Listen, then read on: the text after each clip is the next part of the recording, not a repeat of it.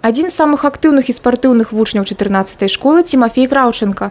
Дзякуючы сваім заслугам ад імя Брэсцкай крэпасці юнак пабываў нават у міжнародным лагеры «Артек», а таму гэты турнір для яго важны як для патрыёта. Для меня это как бы уважение к самому Фомину, то есть я почитаю его память. В прошлом году наша команда взяла первое место, то есть у нас очень сплоченный коллектив, мы очень любим и мы как бы очень хорошо работаем в команде.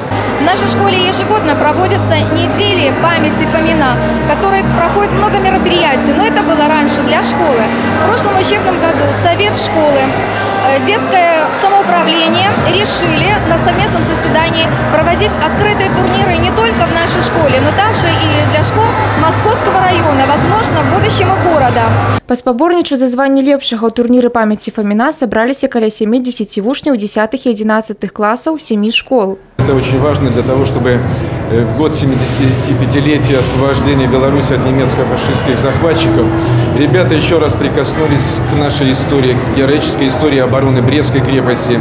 Данная цель, конечно же, это развитие спорта, здорового образа жизни. И, наверное, по тем ребятам, которые сегодня принимают в этом участие, мы видим, да, это высокие, подтянутые ребята с определенной мышечной массой в руках и ногах, которые будут поднимать гирю, подтягиваться, отжиматься, разбирать, собирать автомат Калашников, перетягивать канат.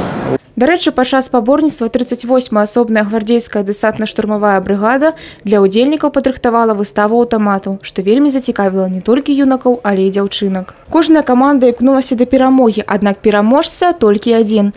У выніку мара Тимофея Краўченкі здзейснілася. Кубак за першае месца атрымала каманда школы імя Ефіма Фоміна. Ганна Бойкевич, Александр Воронин, телерадиокомпания «Брест».